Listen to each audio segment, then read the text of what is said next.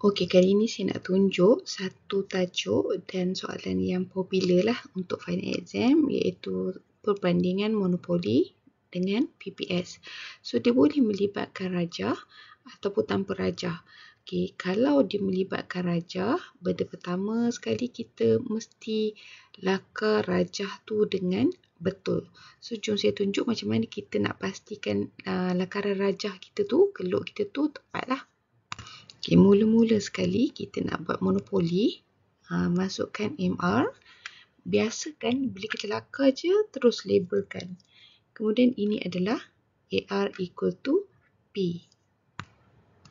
Seterusnya kita masukkan LMC dekat sini dan kita akan dapat keseimbangan lah kat sini apabila MR sama dengan MC.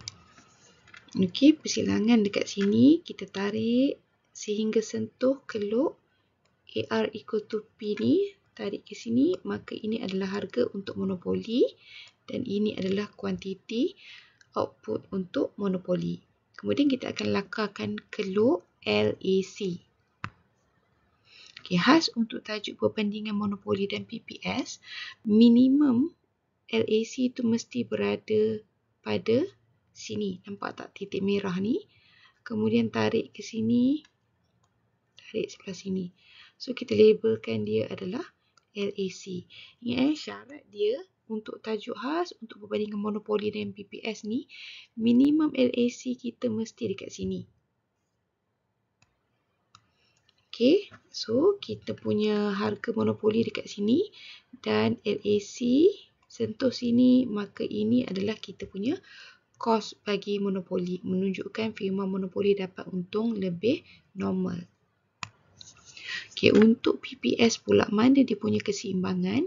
Syarat keseimbangan bagi PPS sama juga, MR sama dengan MC. So, kita kena ingat untuk PPS, AR dia juga adalah MR untuk PPS. So, dekat sinilah, ini adalah garisan MR, sini adalah MC.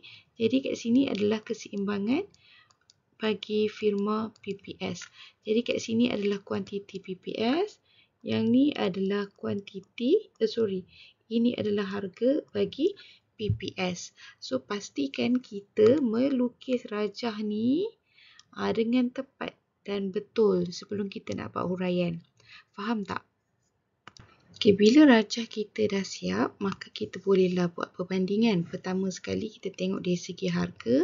Jelaslah pada rajah ni, harga monopoli lebih tinggi daripada PPS. Ini harga monopoli, kat sini harga PPS. So, harga monopoli lebih tinggi daripada PPS. Kuantiti output pula pun kita boleh tengok daripada rajah sini. Kuantiti monopoli kurang daripada kuantiti output yang dikeluarkan oleh firma PPS.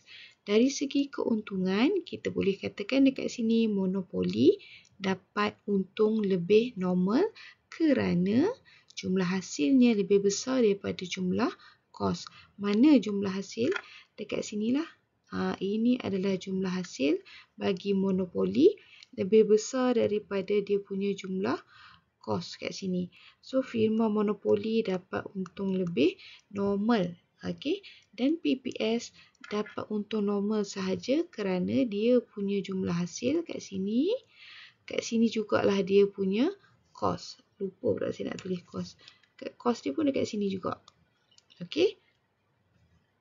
Okay, kemudian kita nak bandingkan dari segi kecekapan pengeluaran. Okay, untuk kecekapan pengeluaran, monopoli kita katakan dia tak cekap pengeluaran. Okay, dia tak cekap pengeluaran. Kenapa? Kena sebut. Kenapa? Kerana, tengok kat sini, ini dia punya output.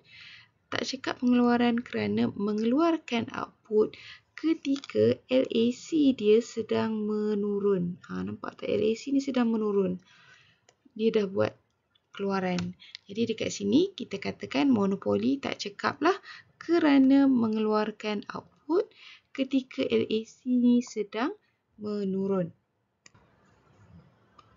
Okey, dan kita katakan kat sini PPS pula dia cekap pengeluaran. Kenapa?